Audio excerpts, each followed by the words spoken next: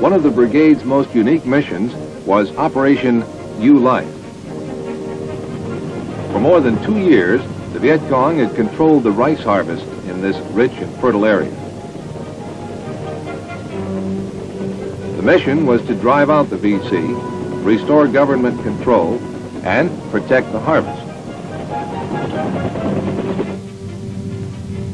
In addition to the airlifted troops, long-range ground patrols helped to forge a long chain, which drew tighter as the troops swept across the area. By moving at night as well as by day, the 173rd broke another myth, that only the Viet Cong dared to move in the dark. By such actions, the Sky Soldiers began to win the confidence of the local population and to loosen the grip of terror that the VC held over the Vietnamese peasants. Kindness and decent treatment of the villagers, as well as the work of the civic action teams, resulted in bringing entire villages over to the side of the government. More than 300 of the VC were captured in this operation, and the local Viet Cong battalion defeated.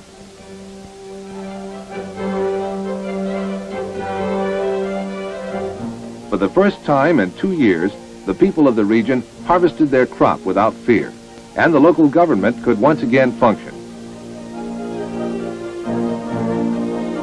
As proof of the effectiveness of civic action and psychological warfare efforts, nearly 60 ralliers or defectors from the Viet Cong came in with their weapons to surrender. For the 173rd, the missions continued.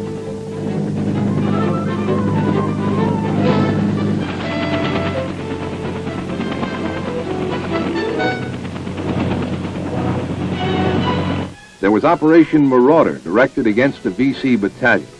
They defeated the battalion and captured rosters which identified every man belonging to the local VC.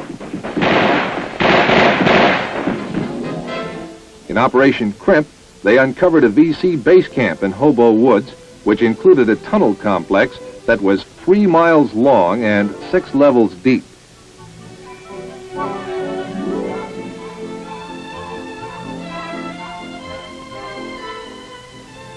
Operation followed operation. Dexter, Yorktown, Aurora 1, Aurora 2, Hardyhood, and Toledo with little or no break between operations. Operation Sioux City took them back to Zone D once again. Once more, the Viet Cong avoided full contact.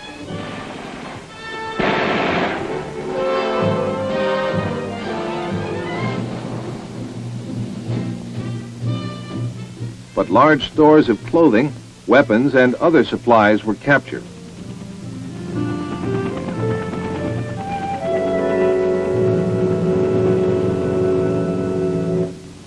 The last operation I saw the 173rd carry out was Junction City. This was to be the largest multi-division operation to date. The target was War Zone C, near the Cambodian border, northwest of Saigon.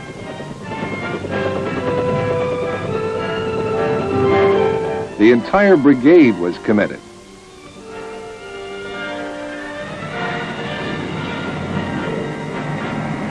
But this time there was a difference. This was to be the first parachute deployment by American forces in the Vietnam conflict. The planes are bigger and faster today, but this is how it must have been when the old 503rd parachuted down on Corregidor in World War II. This is how it is with the men of the 173rd. No one hesitates, each one is raring to go.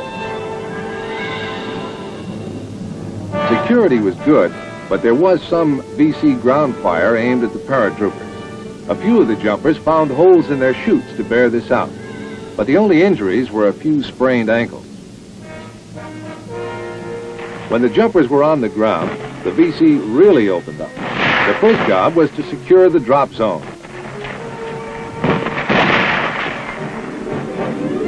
When it was secure, the C-130s began dropping the heavy stuff, equipment, and supplies.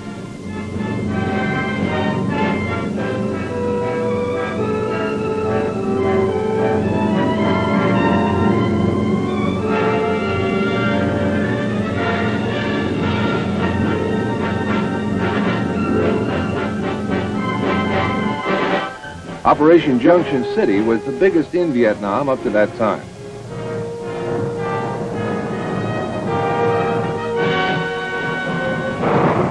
Men of the 173rd did their job all the way.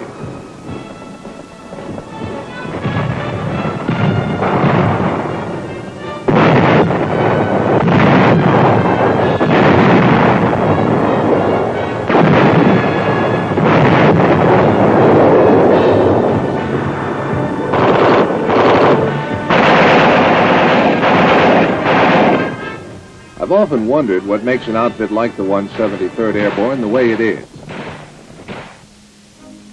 Part of it is due to the men who lead it, like General Williamson, who was responsible for organizing and shaping it, and General Smith, who took command in Vietnam in 1966, followed by General Dean, who led the jump in Operation Junction City. Part of it is the training. The tougher the going gets, the better they seem to like it. Mostly it's pride. Pride in being part of an elite outfit of volunteers, one of the pros. They don't brag, but one of their infantry battalions was presented the Distinguished Unit Citation by General Westmoreland. By the time I left, they had 4 Medal of Honor winners among them, scores of Silver Stars, and they don't bother to count their Purple Hearts. These are the men of the 173rd Airborne Brigade, separate, airborne, all the way.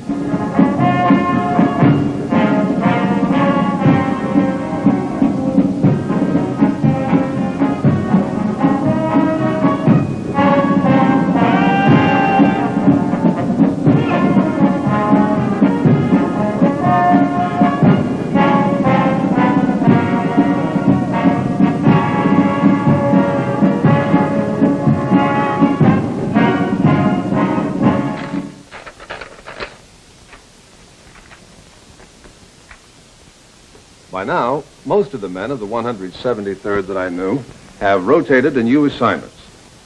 The ranks are filled with new names and faces. But the Sky Soldiers are still in Vietnam, fighting and working to help the Vietnamese people to build a free society of their own choice. And they'll probably stay until the job is done. Well done.